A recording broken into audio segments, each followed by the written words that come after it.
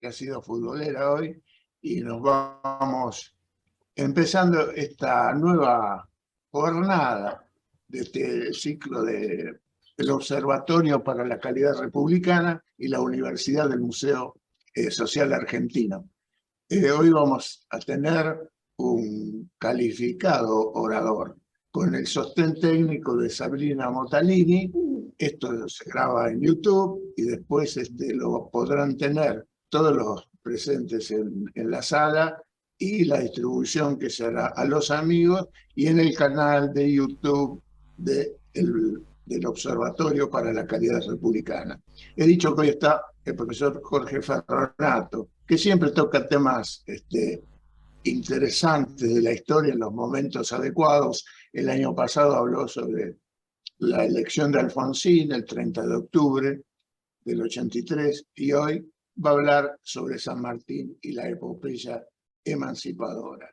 Jorge Ferronato es historiador especializado en historia económica y social de América Latina, profesor titular de introducción al conocimiento de la sociedad y el Estado, adjunto regular de Historia Económica Argentina en la Facultad de Económicas de la UBA, secretario general del CBC de 1985 a 2008, y desde ese año hasta agosto de este año, el 2022, fue director general del CBC de la UBA. Fue legislador y secretario de la ciudad, subsecretario general de gobierno de la ciudad en la gestión de Enrique Olivera, autor de libros y artículos sobre el tema de su especialidad, ha dictado conferencias, actualmente es rector del Instituto Democracia, órgano de capacitación para la buena gobernanza. Bueno, atrás de todos estos títulos hay un gran conocimiento y presentaciones amenas que hace Jorge sobre estos temas tan interesantes. Hoy es San Martín y la epopeya emancipadora. Jorge, esta sala te escucha muy atentamente. Bienvenido. Muchas gracias, Juan Carlos. Quiero agradecerte muy especialmente a vos y por tu intermedio a la Universidad del Museo Social y a este observatorio magnífico que tienen ustedes para la calidad republicana. Porque si hay algo que necesitamos en estos tiempos aciagos es mejorar profundamente el civismo, ¿no? La virtud republicana, la calidad republicana. Así que el agradecido soy yo, agradezco también a Eduardo Pisani y comencemos entonces con esta charla, ¿no? Con esta charla entre amigos, para hablar del más grande y la más grande y robusta columna de la argentinidad es este señor al cual le vamos a dedicar esta noche, don José de San Martín, que conjuntamente con Belgrano, podríamos incluirlo, son el sostén de la argentinidad, empezando por su libertad. En definitiva, ellos lucharon por la libertad, ambos, con enormes sacrificios. San Martín, rápidamente, su vida, la tratamos hoy porque esta es la semana que se homenajea a San Martín. Esta es la semana donde se cumplen 172 años de su fallecimiento. Pero no vamos a hablar de la muerte de San Martín, vamos a hablar de la vida de San Martín. San Martín nació, como todos ustedes saben, en las costas del río Uruguay, en la localidad de Yapeyú, en Corrientes. Y ahí dio sus primeros pasos en esta tierra colorada, en esa ribera bañada por el río Uruguay, llena de vegetación, de verde, de vida silvestre, un lugar bastante remoto de lo que era el Río de la Plata y equidistante de Buenos Aires a Asunción del Paraguay. Cuando nació San Martín, no existía la República Argentina, obviamente. No existía la Argentina como tal. Ni siquiera era un concepto. San Martín nació 2 años después de creado el virreinato del Río de la Plata. Si no hubiese nacido 2 años antes, hubiese nacido en el Perú, en el virreinato del Perú. Nació en el virreinato del Río de la Plata. Y él jamás olvidó esos primeros 5 años de vida que tuvo en nuestra patria. Jamás lo olvidó. Jamás olvidó la tierra colorada, el río Uruguay. Se sabe que iba a pescar. Con 2 y 3 años lo llevaba el padre a pescar a las orillas del río. Luego se trasladó su familia a Buenos Aires y estuvo 2 años más en Buenos Aires. Pero a la edad de 6 años parte para Europa y ya no vuelve. Ya hace su vida en Europa, en España. El padre era un sargento que llegó a capitán teniente de Yapeyú y marcha para Europa llamado por España, y él creía que lo llamaban para un ascenso, pero esto no fue así. Lo llamaban por otro motivo, le daban otra misión en Málaga. Y San Martín nunca pasó necesidades, pero tampoco jamás tuvo dinero. Jamás su familia tuvo un excedente de sus ingresos. Eran muchos hermanos, muchos de ellos habían nacido en la banda oriental. Y esa familia entera se traslada a España. Y San Martín va a estudiar en un primer momento lo que hoy sería el colegio, la escuela primaria, va a estudiar en un notable colegio de nobles que, por ser hijo de un militar español, va a poder tener una beca, porque si no el padre no lo hubiese podido financiar. Y él estudia en ese colegio, va a ser un alumno normal, sin grandes complicaciones, pero en realidad él empieza a tener sus primeras inquietudes relacionadas al ejército, relacionadas a la milicia. Y a los 11 años va a ingresar como cadete en un regimiento de infantería para estudiar, para el colegio, para estudiar las artes de la milicia. Y ahí sí se va a desempeñar con maestría como alumno, como estudiante, como cadete. 2 años después, 13 años, está combatiendo. Hoy nosotros pensamos un chico, un crío de 13 años, en una guerra, en Orán o en el norte de África. Es imposible de comprender, pero en esos tiempos, a esa edad, se empezaba ya a tener responsabilidades. Y San Martín entonces empieza su carrera militar en España. San Martín era hijo, nieto y bisnieto de españoles, o sea que era español por todos lados, pero nació en Yapeyú. Y esto es un dato que no hay que perder de vista. Nuestro San Martín resulta entonces que va a iniciar su carrera militar con muchas expectativas por parte del padre, con muchas expectativas porque veía en él firmeza, veía en él disciplina, veía en él orden.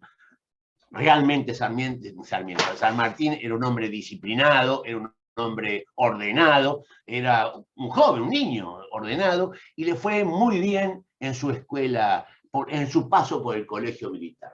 Pero empieza a tener problemas la política española, primero con sus excolonias africanas, y ahí va San Martín con el regimiento de Murcia a luchar en el norte de África contra los bereberes, nada más y nada menos que contra los bereberes. Pero a su vez luego San Martín va a luchar contra Bonaparte, contra las fuerzas de Bonaparte, va a luchar en los Pirineos, en Barcelona, y también va a luchar en una breve guerra que hubo en España y en Portugal. Pero también San Martín va a luchar en batallas navales. España en 1805 es aliada a Francia. en esa puja que había entre Francia y Gran Bretaña, España se alía a Francia en contra de Gran Bretaña y forman la Armada Invencible. Y en 1805, ustedes saben, la batalla de Trafalgar, Francia y España pierden esa batalla y también pierden gran parte de sus flotas. San Martín no va a estar ahí, pero luego San Martín va a estar en varias batallas navales donde tiene destacada labor, y él no siendo un marino, pero sí ya sabía muy bien manejar la artillería, y va a tener una participación destacada en varias batallas navales por el Gibraltar y en el Canal de la Mancha. No vamos a seguir hablando de San Martín, lo que vamos a decir que fueron 20 años de lucha, 20 años que peleó contra los bereberes, contra los ingleses y contra Bonaparte, no peleó contra cualquiera. Él admiraba a Bonaparte, él admiraba profundamente a Bonaparte y lo criticaba a Bonaparte. Y esto sí es interesante observar. Estamos hablando de un San Martín de 22 años. San Martín, que admiraba a Bonaparte, era por la capacidad estratégica de Napoleón, por cómo organizaba sus ejércitos y cómo se presentaba a batalla, la innovación que trae Bonaparte, que él luego va a utilizar, la innovación que trae Bonaparte a las técnicas de la guerra para presentarse en batalla y confundir al enemigo. Pero criticaba de Bonaparte, porque decía que Bonaparte había traicionado la impresionante Revolución Francesa. Porque la Revolución Francesa y el enciclopedismo francés que la cobijaba teóricamente, creían en la libertad y en el sistema republicano. San Martín desde muy joven detesta el despotismo y detesta las monarquías absolutas. Y estamos hablando de la época de las monarquías absolutas. La Revolución Francesa, 1789, que lo encuentra a San Martín en España y a Belgrano en España. Belgrano se recibe justamente el mismo año de bachiller en Derecho, en el mismo año de la Revolución Francesa. Y eso le permite, por ser Belgrano, y disculpen que le hable de Belgrano, pero tienen tanta relación Belgrano con San Martín que es necesario mencionarlo. Ellos no se conocen en España, obviamente, estaban en distintas esferas, pero Belgrano va a ser el segundo promedio de su carrera en Salamanca en 500 años de esa universidad. No se dice esto de Belgrano. Y esa calificación extraordinaria que logra Belgrano le permite a Belgrano una indulgencia papal, un permiso papal para poder leer los libros prohibidos. Los libros prohibidos que son el espíritu de la ley de Montesquieu, el contrato social de Rousseau, poder leer a Diderot, a D'Alembert, ese pensamiento liberal que va a influir en Manuel Belgrano, en su ideología, si me permiten el término. San Martín, por otro camino, va a llegar a ser un lugarteniente del general Solano, que era un general muy importante español, que lo cobija a San Martín, que lo elige a San Martín por múltiples razones, y va a influir con su pensamiento en San Martín joven. San Martín, si algo era liberal. Se lo acusa, producto de otras formas de ver, de ver el problema, se lo acusa de monárquico, no tenía nada de eso San Martín, absolutamente nada de eso. Por más que haya propuesto luego, y ya vamos a llegar a ese punto, no tenía nada de monárquico. San Martín era un liberal puro. San Martín, en Cádiz, se adhiere a la masonería. e integra la masonería. Y luego va a llegar a ser maestro de la masonería. O sea, va a dar los 3 pasos que exige la masonería, los 3 momentos que exige la masonería. Y la masonería va a ser una herramienta, un instrumento que va a utilizar San Martín luego durante toda su vida. A veces se puso en duda que San Martín haya pertenecido a la masonería. Esto no es cierto. San Martín era católico, igual que Belgrano, y masón.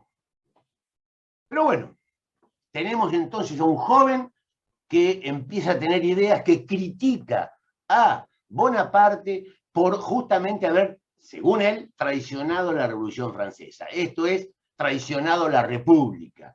A pesar de que Bonaparte iba a Moscú, a Viena, a Polonia con los cañones y con el libro de la República bajo el brazo, pero no importa. Era un emperador, tenía el poder absoluto. Y a San Martín le fastidiaba que un solo grupo o una sola persona tenga el poder absoluto. Y cuando a él le ofrecieron tener el poder absoluto, tanto en Chile cuanto en Perú, él lo rechazó. No era así, o no era parecido a él y a este pensamiento, su émulo que bajaba del norte, que estaba en el norte de Sudamérica, ¿no? Eran distintas personalidades, vamos a llegar a eso. Pero San Martín detestaba el poder absoluto en una sola mano, el poder absoluto en pocas manos. Esto es, detestaba toda cosa que restringiera la libertad que él la concebía fundamentalmente de una perspectiva más que republicana, de una perspectiva democrática. La concebía a partir de ese pensamiento que había surgido a mediados del siglo XVIII en Francia con Rousseau, ¿no? De decir que el poder y la soberanía no era cierto que venía de arriba hacia abajo, sino que era exactamente al revés. El poder y la soberanía surge de abajo hacia arriba, del pueblo llano, ahí se da la soberanía a los gobernantes. Y no es Dios ni una cosa etérea que va a darle para siempre y a perpetuidad y hereditario el poder. Por eso digo que San Martín, lo de la monarquía hay que tratarlo más adelante. San Martín tuvo una carrera militar ejemplar en España, combatiendo en todos los frentes que yo les mencioné muy rápidamente. Podríamos hablar de batallas, pero eso es muy aburrido. Todas las veces que combatió San Martín fue heroicamente y en forma brillante. Muchas veces dirigió él muchas batallas y escaramuzas, y en cada una de ellas fue felicitado, y en algunas de ellas le han dado medallas, como por ejemplo en la famosa batalla que todos conocimos por el Villiquen de Bailén, que eso era contra las tropas de Bonaparte. En sus 20 años de carrera llegó al grado de teniente coronel. Fue 2 veces edecán de un presidente, de un general, y llegó al grado de teniente coronel. Llegó al grado de teniente coronel, pero en el mismo momento, en el mismo tiempo, que empiezan a haber noticias del Río de la Plata. Empiezan a haber noticias en el Río de la Plata que se había producido la Revolución de Mayo de 1810, y esto enciende una llama que tenía oculta su alma, que la tenía en lo más profundo de su espíritu, de su alma, y empieza a pensar en la posibilidad de volver a su patria, a ayudarlos a conseguir la libertad, porque porque España estaba viviendo una crisis enorme y monumental. Se derrumbaba España, porque en 1808 había invadido Bonaparte toda gran parte de la península, inclusive Portugal, porque había Bonaparte puesto a su hermano como monarca, Pepe Botella, porque había encarcelado a Carlos IV y al sucesor de Carlos IV, Fernando VII, porque habían matado a su general, Solano. San Martín empieza a pensar en la posibilidad de viajar y en la masonería se conecta con algunos miembros de la oficialidad española, pero nacidos en América, que se juntaban en logia como producto que no eran aceptados tan abiertamente y no lograban los ascensos tan genuinamente como si hubiesen nacido en España. Y esto los hacía diferente y por esa diferencia se juntaban a veces en forma secreta para tratar de hablar sus problemas. Y así San Martín en determinado momento decide pedir licencia, pedir la baja de 20 años de carrera ejemplar a las fuerzas españolas, al ejército español, con una estrategia y una mentira. Él odiaba la mentira, lo dicen muchas máximas, ¿no? Él odiaba la mentira, pero él utiliza una estrategia para que le den permiso y autorización para poder viajar. Y va a plantear que él tiene algunos temas hereditarios de tierras en Lima, en Perú, y tiene que viajar al Perú. Y le dan el permiso, y le dan la baja temporal, pero se la dan. Y San Martín viaja a Londres. Otra de las mentiras es que San Martín era un agente inglés, una de las cosas que se dicen, una barbaridad. San Martín tenía bastante poco que ver con Londres y con Inglaterra. Él tenía mayor mirada y mayor formación relacionada a Francia, más que a Inglaterra. Pero para venir a Buenos Aires era común pasar por Londres. Y él en Londres va a encontrar una puerta abierta, que es la del conde Fife, que lo va a ir introduciendo en otra logia relacionada a América que había sido creada por Miranda y donde estaban seres personajes deliciosos como Andrés Bello, por ejemplo, ¿no? Y en esa logia de Londres él conoce a Alvear, conoce a Chilavert, conoce a Holberg, y con todos ellos empieza a reunirse para empezar a pensar la posibilidad de viajar a Buenos Aires, que era en definitiva lo que él quería, y ver en qué medida podían auxiliar a la alicaída Revolución de Mayo que había tenido los avatares que ustedes conocen. El primer triunvirato no funcionaba, no iba ni para atrás ni para adelante, y Moreno había muerto, una sospechosa muerte. Moreno había muerto. Moreno, que era el hombre que le dio color y calor y algunas ideas, fuerzas muy importantes a la Revolución de Mayo, tenía una velocidad con Castelli y Belgrano, y el primer triunvirato y Saavedra y los saavedristas, que también eran patriotas, también eran buena gente, pero tenían otra velocidad. Y ahí empezó una puja que termina con el alejamiento de Moreno del gobierno y la revolución, esa energía, esa posición tan fuerte que todos conocemos de los hechos de Mayo y del pensamiento de Mayo, empieza a alicaer. Empieza a bajar la intensidad, pero no baja la intensidad del conflicto entre España y las colonias, porque en 1812,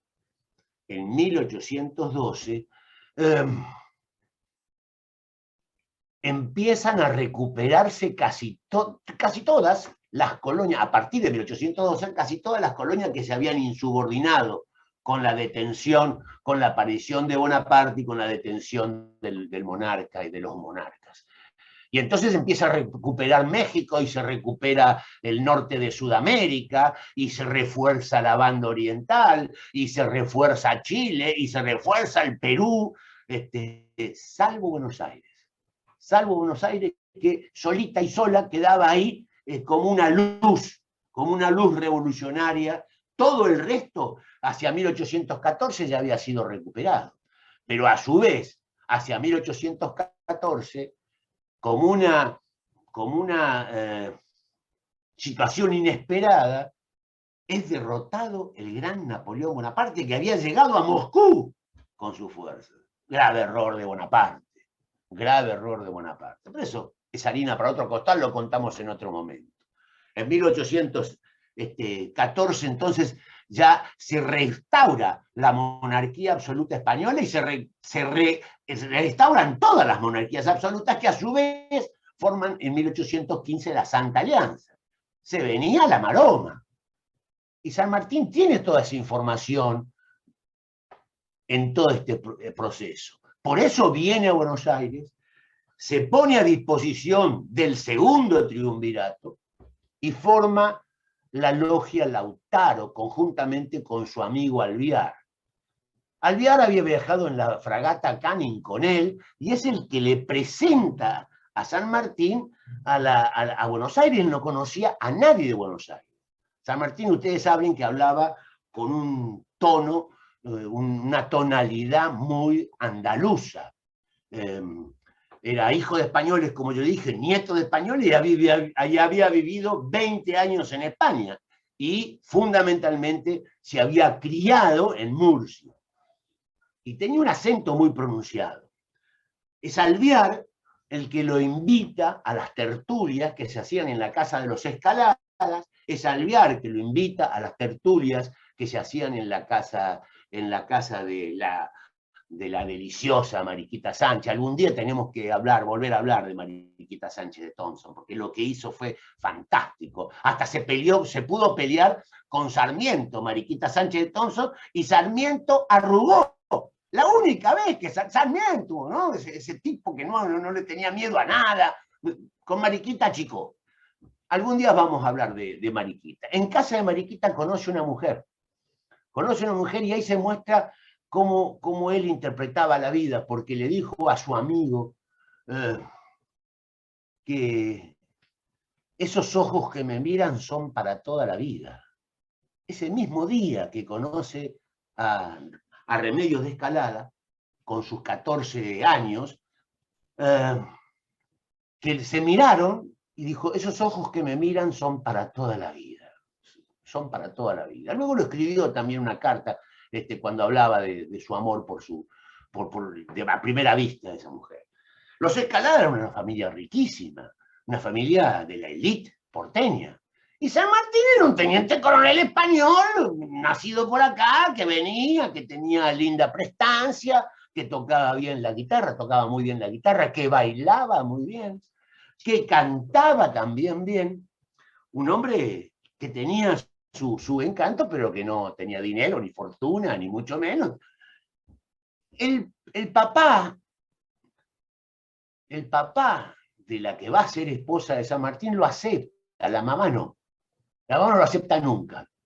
Doña Tomasa, no lo acepta nunca San Martín. Pero bueno, el hecho que a los meses se casa. San Martín se casa en la Catedral de Buenos Aires, los casa un párroco llamado Churrarín, de ahí viene el nombre de la calle, Churrarín, y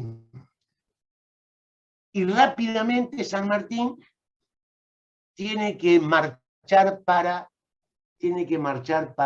Cuyo.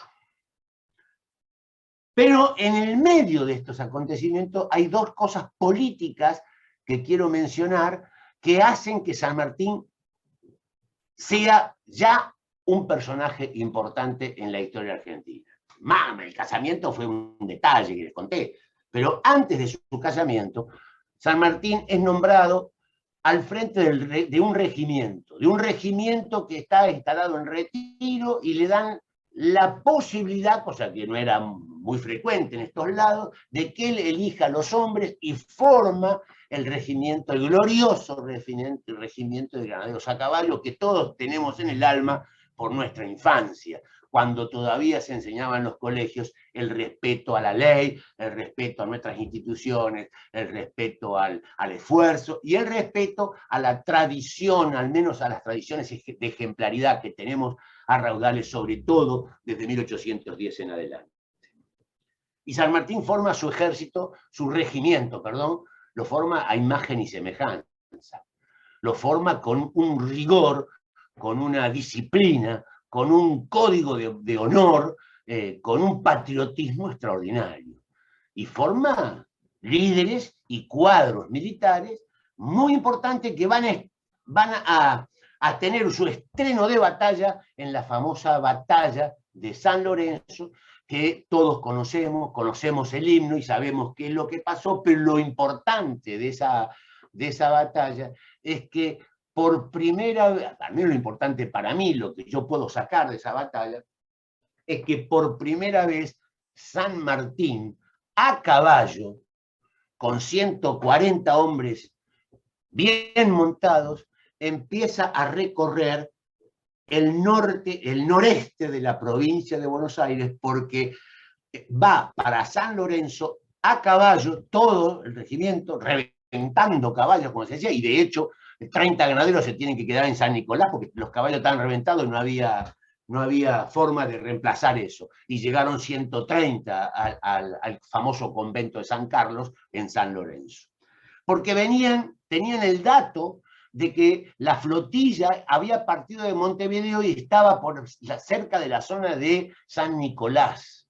Y entonces San Martín empezó a esta cabalgata para llegar a ver la posibilidad de interceptar a la flota española que estaba remontando el río. Y llegan un día antes, llegan al convento, y el convento estaba manejado por párrocos y un abad españoles. Y le dicen, pero hay un diálogo, San Martín, que les pide permiso para entrar al convento, ¿no? San Martín podría haber entrado por la fuerza, no lo hizo, pidió autorización y hubo un diálogo, y los convenció, porque les dijo, estos muchachos vienen a saquearlo, van a entrar al convento y van a saquear y se van a llevar todo. Nosotros no queremos saquear. Y le dan autorización para que, y ahí se produce la batalla de San Lorenzo. Y ahí se produce la batalla de San Lorenzo, que es el principio que le da también una entonación y un color, pero ese mismo año que San Martín combate en San Lorenzo, que es una batalla menor, que dura 20 minutos, 18 minutos, pero eran 280 hombres con cañones de las fragatas contra 120 hombres que venían a caballo de Buenos Aires hasta San Lorenzo. Lo cierto es que fue un éxito rotundo, pero en el mismo año nuestro querido Manuel Belgrano ya tiene noticia San Martín de Belgrano, generalito improvisado, logra el éxodo jujeño y la batalla de Tucumán, el triunfo de la batalla, desoyendo al triunvirato, que le decían que baje a Córdoba. San Martín va a desoír varias veces a los gobiernos, a los diferentes gobiernos que le tocó interactuar, porque consideraba totalmente desatinado. Él no era un desobediente, igual que Belgrano, pero cuando eran cosas desatinadas. Belgrano entonces triunfa en la batalla de Tucumán y marcha para Salta. San Martín regresa y, como había triunfado en Tucumán Belgrano, pero había desobedecido las órdenes del triunvirato, que era que baje a Córdoba, luego desobedece por segunda vez al triunvirato Belgrano porque le dicen que no enarbole la bandera que había creado Belgrano en la zona donde estaba San Martín, en las barrancas de Rosario, un tiempo antes. que no tenía que enamorarse.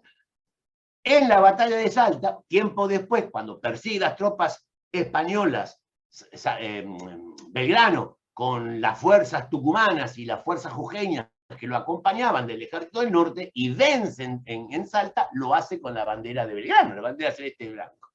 En consecuencia, lo retiran a Belgrano de la comandancia del Ejército del Norte y lo mandan a San Martín. Y ahí hay una conexión entre San Martín y Belgrano muy importante. Una conexión muy importante entre los dos.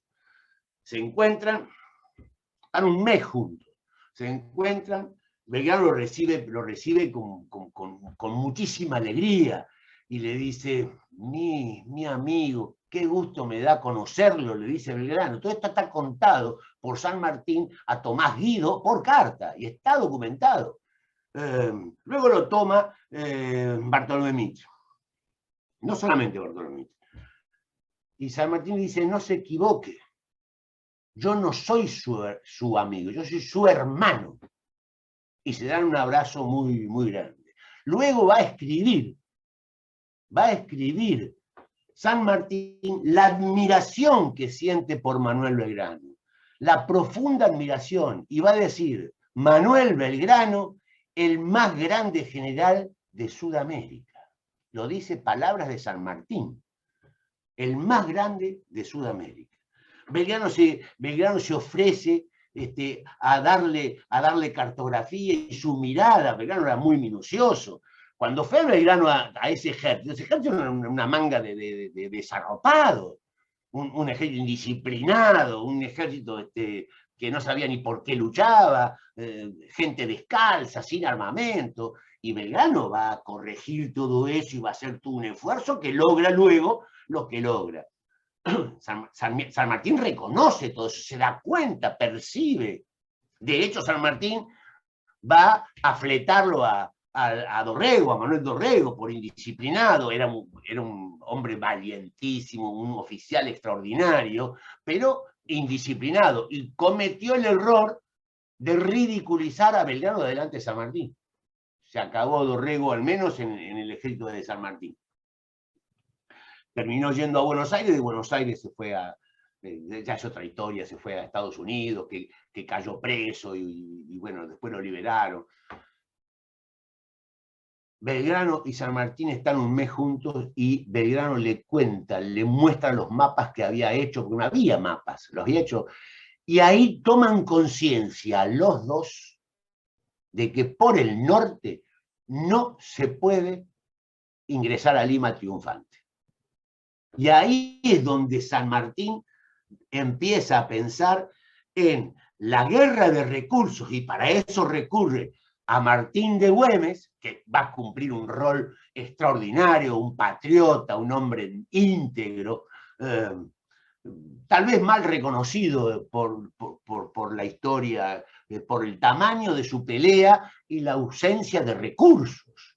Y San Martín va a empezar a pensar en que había que ir por otro lado, y entonces se instala, vuelve a Buenos Aires lo nombran gobernador de Cuyo, la reciente provincia de Cuyo, y él va a iniciar 2 años de un periodo extraordinario de gobierno en Mendoza, que va a dedicarse a la educación, va a dedicarse al agua potable, va a dedicarse a los caminos, va a dedicarse a las bibliotecas públicas, va a armar un esquema en 2 años muy interesante, pero también se va a dedicar a armar un ejército.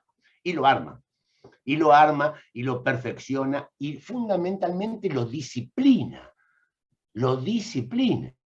Y él va a juntar riojanos, sanjuaninos, cuyanos, mendocinos, cordobeses, con algunos chilenos que estaban de este lado, y va a armar un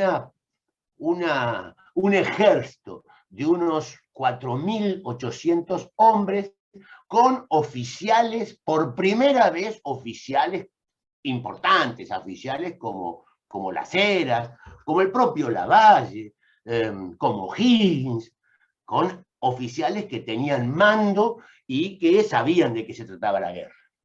Y ahí inicia la epopeya. inicia la epopeya, Buenos Aires sigue su curso. Buenos Aires está amenazado por otras cosas. Buenos Aires no está amenazado por Perú. Buenos Aires está amenazado por el Imperio de Brasil. Buenos Aires está amenazado por el este, que lo tiene más cercano. Porque en esa etapa que San Martín está preparando su ejército, en Buenos Aires tienen problemas con el Uruguay, con la banda oriental, a partir de las incursiones brasileñas. Portuguesas. Bien, no los quiero aburrir, vamos a ser más rápido. En 1816 se produce el Congreso de Tucumán, que es una especie de sucesión de lo que pasó en la Asamblea del año 13. La Asamblea del año 13 es una asamblea extraordinaria que logró varias cosas, pero no logró las dos cosas fundamentales por las cuales había sido llamada, que era declarar la independencia y redactar una condición. Ninguna de las dos cosas pudo hacer, pero hizo un sinnúmero de cosas importantes, pasos adelante para la libertad. Y lo único que le importaba a San Martín era la libertad. San Martín luchaba por la libertad. ¿Y saben por qué luchaba Belgrano? Por la libertad. Absolutamente por nada más. Belgrano, ¿no? Hijo de ricos, de muy ricos, que tenía un puesto extraordinario como secretario a perpetuidad del consulado puesto por Carlos IV, el rey, no por el virrey, deja todo. Abandona el cargo, abandona su familia, abandona su riqueza. Belgrano deja todo, deja su título universitario con honores por la causa de la libertad. Y lo mismo hace San Martín. Dejó una carrera extraordinaria con el grado de teniente coronel en España para venirse a su tierra. Y se encuentra cruzando los Andes con 5.500 hombres, con 9.000 mulas, con 5.000 o 6.000 caballos, con carruajes, con carretas, con alimento para los animales, con alimento para el ejército, con indios, con pardos, con morenos, cruzando la cordillera a 4.500, 4.800, 5.100 metros de altura, muy distinto a Aníbal y a todo lo que habían cruzado los Alpes, porque esos son 1.000 metros más bajos, o 1.500 metros más bajos. El cruce de los Andes no es un dato menor, es una extraordinaria epopeya. Y lo hace con una maestría, con una inteligencia, con una estrategia muy importante, porque va a utilizar la astucia, porque va a confundir al enemigo, porque los va a hacer creer que va por un lado y van por el otro, porque los divide en 1.000 kilómetros, cruzan la cordillera en 1.000 kilómetros, en distintos pasos, son 6 regimientos con 18 columnas cruzando la cordillera en forma sigilosa y no todo al mismo tiempo, y se van encontrando en distintos lugares y presentan batalla y ganan en la batalla de Chacabuco, que es una batalla decisiva, derrotan totalmente a las fuerzas, de España, que estaban en Chile, que se habían reforzado, y ahí vienen las batallas menores y también viene Maipú.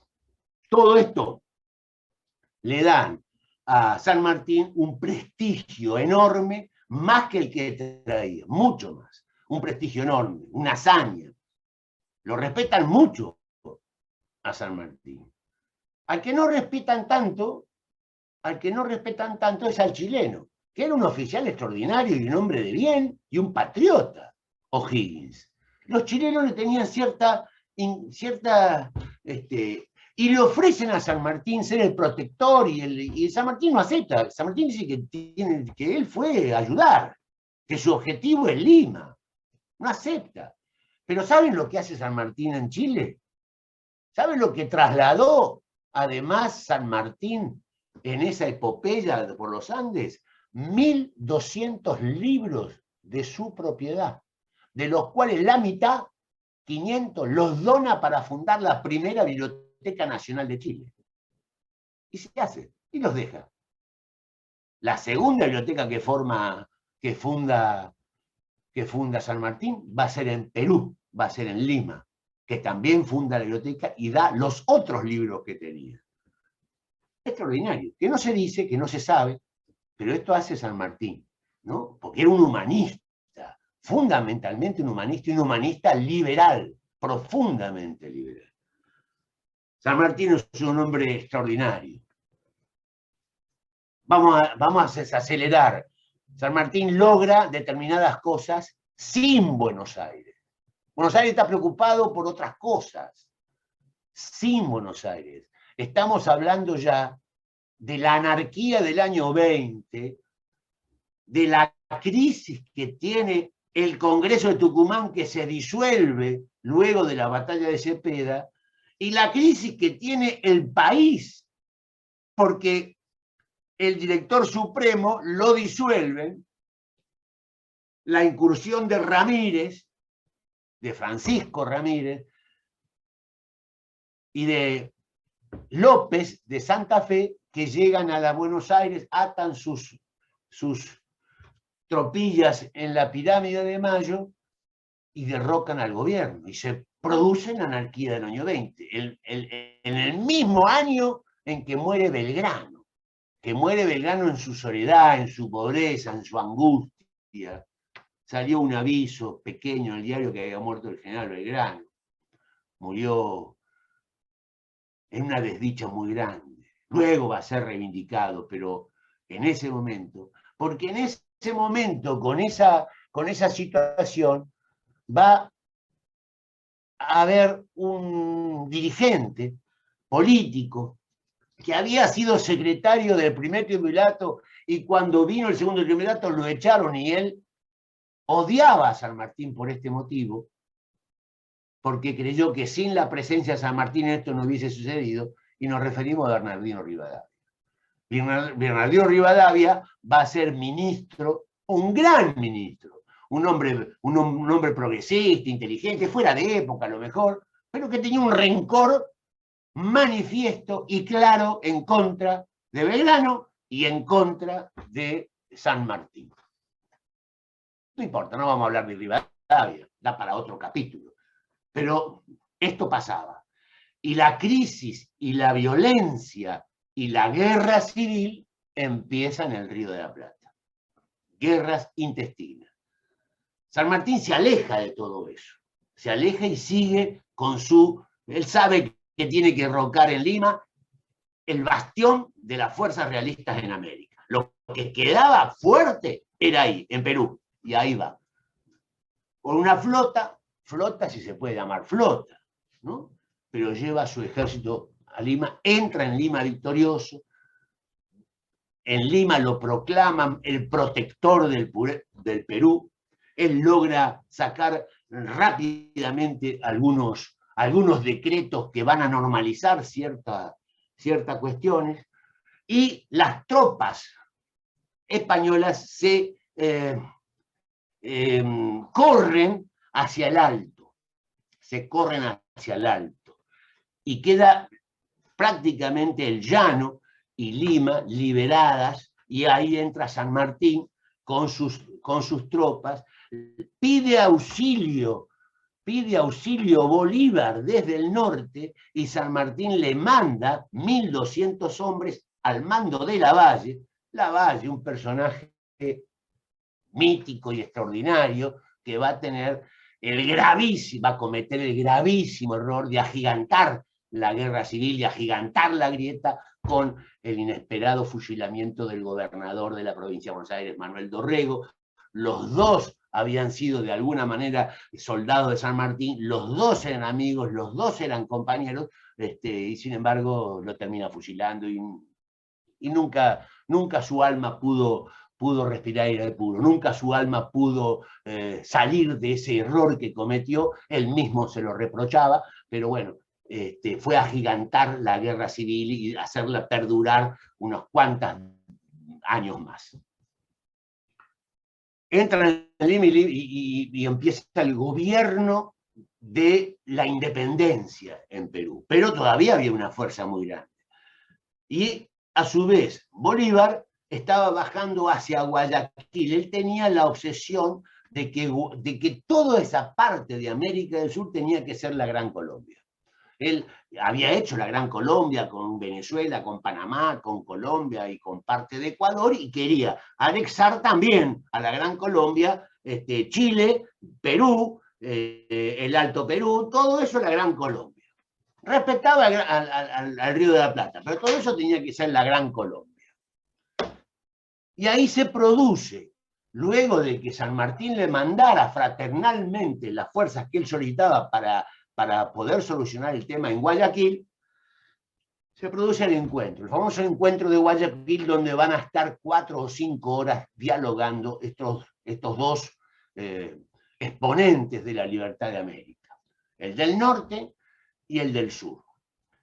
San Martín, que era un hombre que conocía del carácter de los hombres por solo mirarlo, que era un hombre, San Martín era un hombre puro, un hombre correcto, un hombre desinteresado, un hombre de un pensamiento absolutamente claro en cuanto a cómo se debe proceder en la vida, observa que su interlocutor tiene otra mirada, otra forma de ser. Él se da cuenta enseguida, a los 20, a la media hora se da cuenta enseguida que con ese hombre no va a poder llevarse bien, porque son distintos. San Martín le habla con franqueza y el otro le esquiva. San Martín le plantea varias hipótesis y el otro lo esquiva. Y luego termina acusándolo en forma fácil de monárquico. Cuando San Martín, primero, que no habló nada de eso con él, y segundo, que no lo era.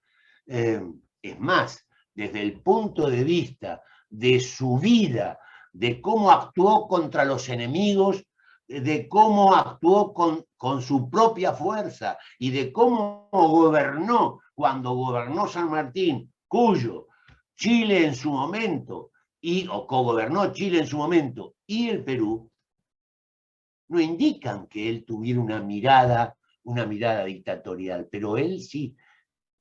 El del norte sí, el del norte quería la gloria, quería ser él. Y entonces San Martín le ofreció, entre otras cosas, él ser su subalterno. Y Bolívar le dice, no, ¿cómo el gran San Martín va a ser subalterno mío?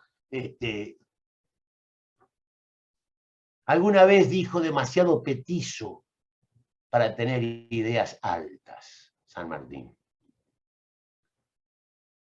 Se dio cuenta que no podía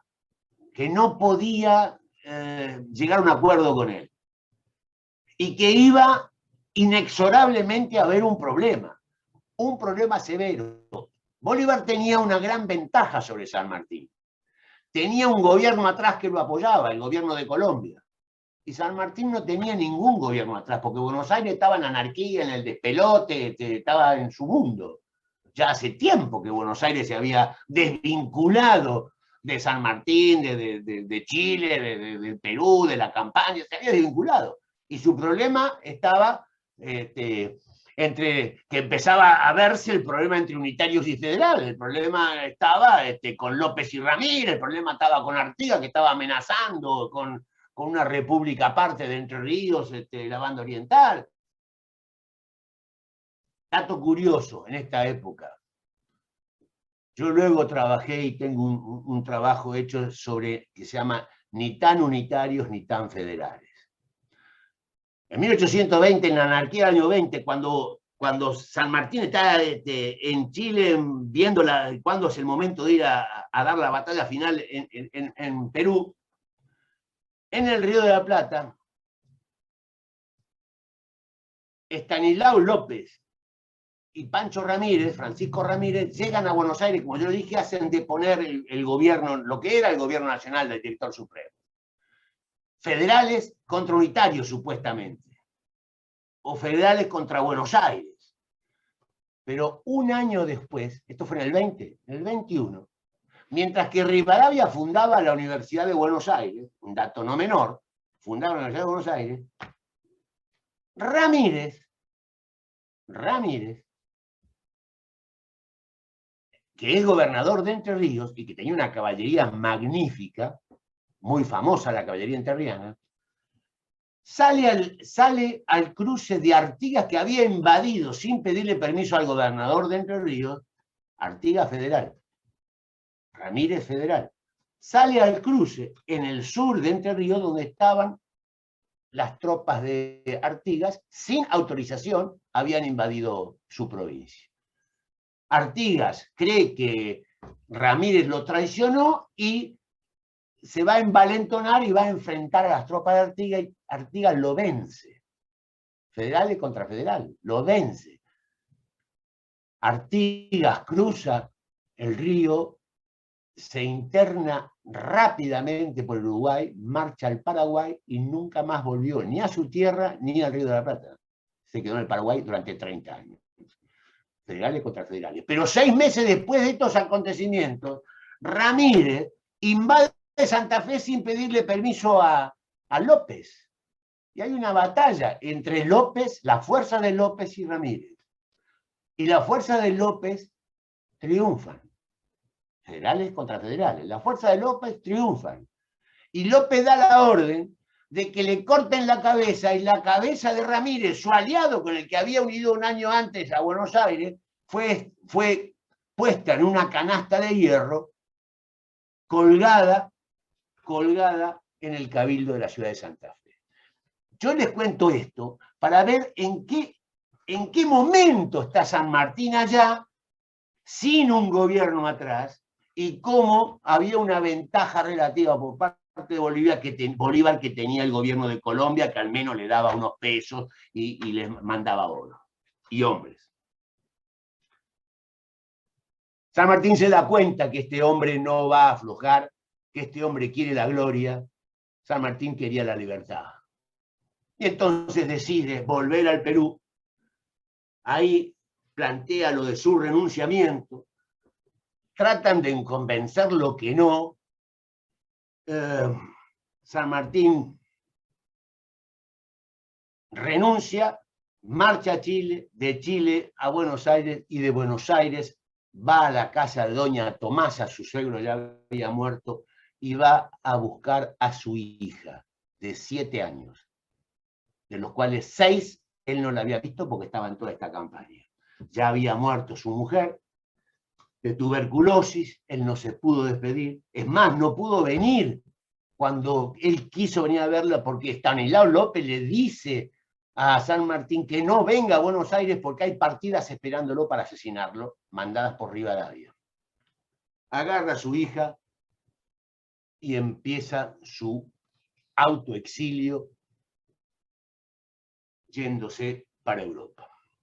Él quiere instalarse en Francia, pero él es teniente coronel de España, y a su vez, y entonces no le dan la posibilidad de entrar y se instala en Bruselas. Luego se va a instalar en Francia, luego hay gestiones del hermano de Moreno en las cortes francesas y le dan autorización y va a vivir en Francia. Pero unos años vive en Bruselas. Vive en Bruselas. Ahí, en Bruselas, va a ser condecorado, va a participar de una logia que hay en la ciudad de Bruselas, va a ser condecorado con una medalla muy importante que va a conservar luego su hija, y luego se traslada a Francia, donde va a vivir en 2 lugares fundamentalmente. Va a vivir en los últimos años de su vida en Boulogne-sur-Mer, los últimos 2 años de su vida en Boulogne-sur-Mer. Mala elección, porque Boulogne-sur-Mer era una ciudad marítima, muy cerca del mar, muy cerca del Canal de la Mancha. La casa de él estaba muy cerca de la costa, muy húmeda, muy lluviosa, y él estaba afectado también de los pulmones, y eso de alguna manera le ocasiona la muerte. Pero también antes iba a vivir en París, y en una localidad muy cercana a París.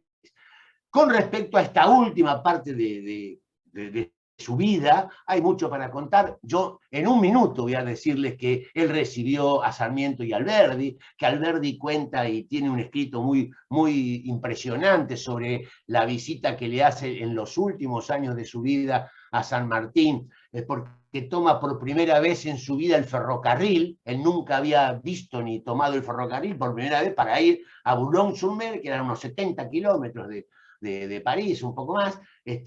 Toma el ferrocarril y cuenta todos esos avatares de la máquina de humo que reemplaza a los caballos. Todo Juan Bautista Alberdi lo cuenta, entonces es maravilloso. Y también hace un semblante de San Martín extraordinario, Alberdi, con esa pluma magnífica que tenía.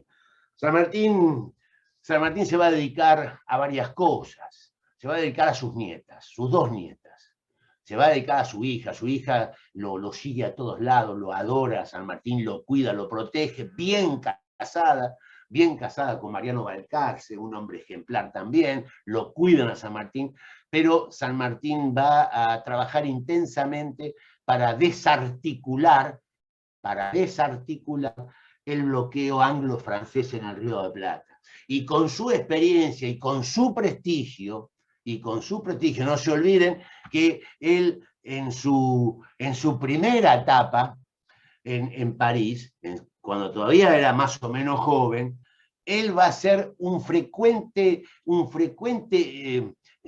convocante de tertulias en la casa de Aguado, que era un dueño de un banco muy importante, un amigo de él que había ido a la milicia con él, que luego se había transformado en un banquero muy importante, que lo va a proteger, lo va a ayudar. Y San Martín un día le dice, pero no me invite más, Aguado, porque me da vergüenza, porque San Martín conoció a Toscanini, San Martín conoció a Víctor Hugo, San Martín conoció al Balzac en esas tertulias.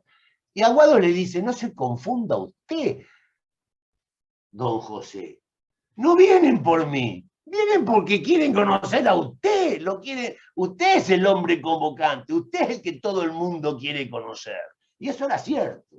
Entonces le daba en el alma a San Martín. San Martín va a trabajar muy profundamente para que el bloqueo anglo-francés se termine y para que ni se les ocurra ni a los ingleses ni a los franceses venir al Río de la Plata, venir a Buenos Aires, tratar de invadir a Buenos Aires, no porque estaba Rosas, sino porque lo que él describe, le escribe a ministros importantes de las dos cortes, diciéndole, tengan cuidado de ir ustedes a Buenos Aires, porque no van a poder triunfar nunca. No van a poder triunfar nunca porque son 300 leguas de desierto, que no hay nada. Y ustedes no van a poder jamás vencer a las pocas tropas que tenga el gobierno argentino. Jamás las van a poder vencer. Y los convence. Como Rosas defiende la soberanía en batalla de la Vuelta Obligado, que no fue una batalla, que se perdió, todo lo que ustedes quieran, pero tuvo una actitud de defensa de la soberanía. No con las Malvinas, que fueron invadidas en su época, pero sí con la Vuelta de Obligado y con la navegación del Paraná. Fundamentalmente, San Martín en su testamento le va a hacer una recomendación de que el sable de él, que lo acompañó en toda su gesta, sea entregado al general Rosas. San Martín no era rosista, como tampoco era rosista su íntimo amigo Guido, el papá de luego el poeta Guido Hispano.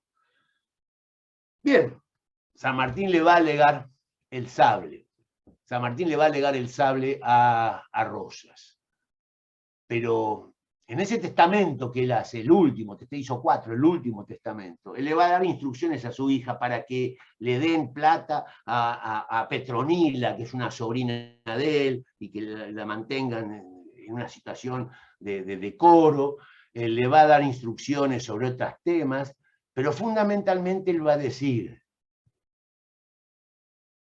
el pabellón de Pizarro, que me pertenece legítimamente y que me regalaron legítimamente el Cabildo de Lima,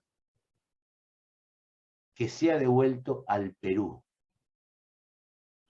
Y mi corazón, que sea enterrado en Buenos Aires. Esta es la semblanza de San Martín que yo puedo hacerles. Podría hablar muchísimo tiempo más, pero no quiero aburrirlos. Les agradezco a todos la paciencia que me han tenido. Jorge, apasionado tu relato y denotás a cada minuto tu cariño por este gran héroe nacional. Vos sabés que yo tengo una duda que a nuestra generación azotó por años, y vos la nombraste, que es en definitiva el hecho que causa el exilio de San Martín. ¿Qué más se sabe de Guayaquil? Vos lo nombraste, pero hay detalles que siempre se ocultaron. De No sé si... Guayaquil, en primer lugar, hay que decir que los principales personajes que ocultaron lo que se dijo en Guayaquil fueron Bolívar y San Martín, que se juramentaron decir lo menos posible. Lo menos posible. También se juramentaron no agraviarse. San Martín cumplió y Bolívar, cosa rara, también. Para hablar un poco de la personalidad de Bolívar, San Martín jamás hubiese aceptado ponerle su apellido a un país que él ayudó a liberar. Cosa que no fue así con Bolívar, por eso el Alto Perú se llama Bolivia. San Martín jamás hubiese mandado a fusilar ni a los oficiales ni a los soldados prisioneros que tuvo de a miles, como lo hizo Bolívar en 3 oportunidades, fusilamientos masivos. San Martín jamás hubiera traicionado a su amigo Belgrano o a algún amigo, como sí lo hizo Bolívar con el propio Miranda, que terminó preso en España y muerto en la cárcel. Esto es, eran distintas personalidades. A San Martín nunca le interesó el dinero. Él rechazó muchas veces muchos ofrecimientos que le dieron para congratularse con él. Los rechazó. Bolívar no rechazaba el dinero, exigía más. Eran dos personalidades distintas. ¿Fue Bolívar un patriota? Sí, fue un patriota.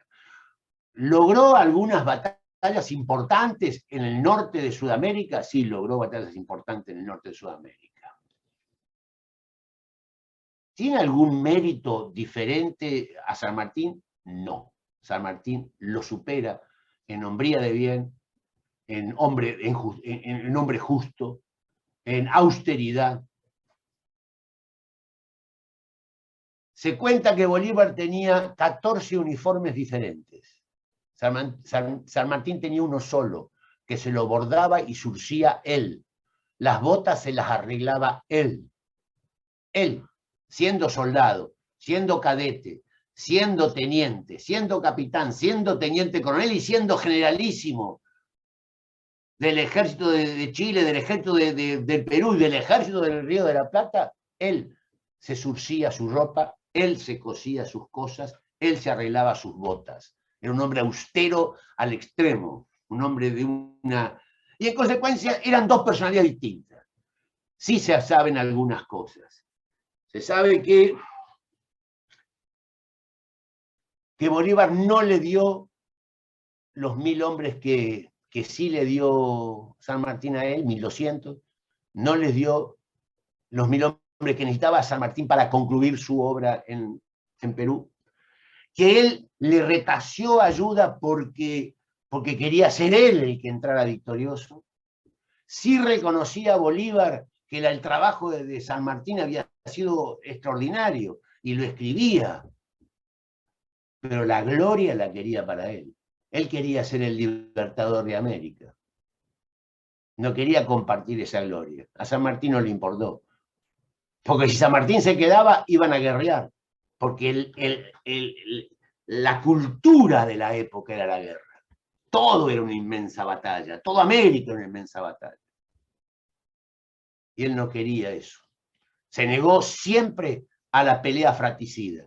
Lo invitaron de todos lados, desde el director supremo para que bajara a pelear en contra de los federales, para que peleara en contra de Brasil en el Uruguay. San Martín se negó siempre a pelearse contra hermanos. nunca quiso, lo escribió, lo dijo, lo planteó y lo hizo.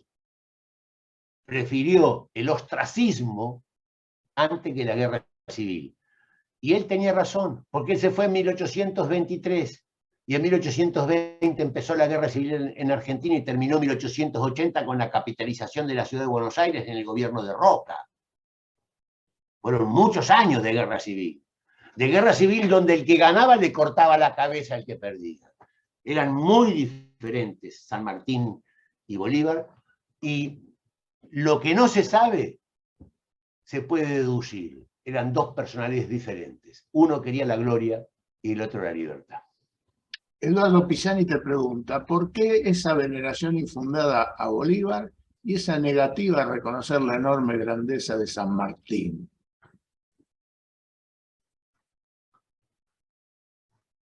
Bueno, eso tiene que ver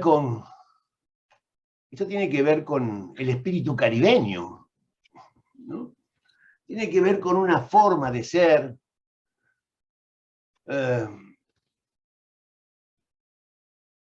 San Martín era un hombre honorable, adusto, de hábitos frugales. San Martín dormía 1 hora la siesta todos los días, y era 1 hora, no 1:30 o 2, 1 hora. Y era el que primero se levantaba y el último que se iba a comer, el que se iba a dormir. El que miraba cómo estaba la comida de sus soldados. Probaba la comida de sus soldados para ver si le daban porquerías. Bolívar era un hombre de la élite. Ustedes saben que Bolívar intentó durante mucho tiempo ser noble, que su objetivo era ser noble en España, que iba con las carpetas y con dinero. Bolívar era un hombre de una familia riquísima de Bolivia, que queda huérfano muy joven, y él quería ser noble con sus hermanas, quería ser noble. No lo logra porque tenía por parte de la madre alguna cosa que no les cuajaba a los que podían dar esa jerarquía, y nunca lo logró. Nunca lo logró. Fue varias veces derrotado y varias veces exiliado en su territorio. Ahora bien, Bolívar hace una hazaña también. Hace una hazaña. Porque cuando España recupera Venezuela y recupera Cartagena de Indias y recupera Bogotá, bueno, ahí empieza Bolívar, vuelve Bolívar y logra hacer retroceder esas fuerzas y mandarlas para el sur. Ahora, de Guayaquil para el sur, es toda obra del ejército del libertador San Martín. Y le deja la gloria porque no había otra posibilidad. Yo creo, para contestarle, yo creo que tiene que ver con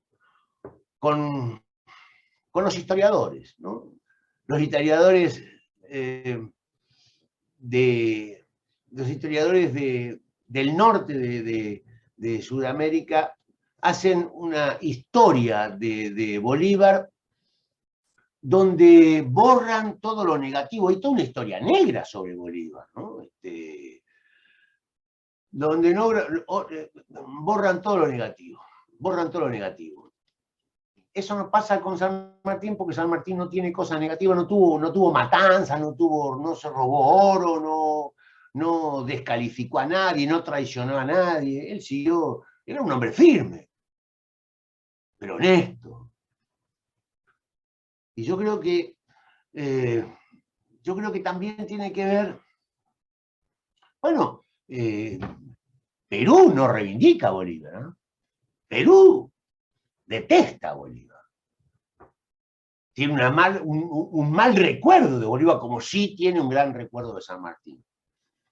Es más, hay en 55 ciudades del mundo, 55 monumentos sobre San Martín o institutos sanmartinianos. En lugares insólitos como Nueva York o San Francisco, en Italia. Se estudia la vida de San Martín, se analiza la vida de San Martín y se homenajea a San Martín. Luego Bolívar es tomado por el populismo chavista. Y ahí entra en otra dimensión. Ahí Bolívar está con Che Guevara brindando, con Fidel Castro, qué sé yo, ya es otra cosa, ya es ideología, no es historia, ¿no? Entonces hay una suerte de mayor reivindicación hacia Bolívar que sobre San Martín. Bueno, los argentinos tenemos la misión de dar vuelta a esto, decir la verdad y darle el lugar que se merece. Otra de las cosas que también tardó mucho tiempo la sociedad argentina en reconocerlo a San Martín. Mi corazón en Buenos Aires, dijo, y mi corazón en Buenos Aires no vino en 1851, sino en 1880, tardaron 30 años en los de Buenos Aires perdonarlo a San Martín y permitir que venga. Son personalidades distintas, sociedades distintas. San Martín el más grande de todos, sin duda. Bueno, Jorge Ferronato, muy agradecido por tu conocimiento y este baño fresco de amor sanmartiniano. En nombre del observatorio, de la UNSA, te agradecemos profundamente. Esto va a estar en nuestro canal de YouTube y va a ser distribuido. Así que, estimado Jorge, muchísimas gracias. Un abrazo a todos y gracias a ustedes. Realmente muy agradecido. Muchas gracias. Gracias. Gracias, Jorge. Excelente charla. Muchas gracias. Gracias, Sabrina. Gracias, Jorge. Hola, Mariana, querida mía. ¿Cómo te va? ¿Cómo Bien, estás? qué gusto que estés acá, Mariana. Acá estoy. Me invitó Eduardo Pisani. Para mí es un gusto siempre escucharte. Gracias, ¿Cómo querida estás? mía. ¿Cómo estás, Mariana? Qué gusto verte. Hola, Edu. ¿Cómo te va? Parece que todos tenemos amigos común. Por supuesto. Claro que sí. Ahí Porque vi la a buena varios. gente se junta con la buena gente. Mariana es una gran persona, muy buena. Sí, Saludo sí, ahí claro. a todo Tucumán. Gracias, Nico. Gracias, Nico. Bueno, un abrazo a todos. Gracias, Jorge. Jorge. Gracias. Gracias por la charla.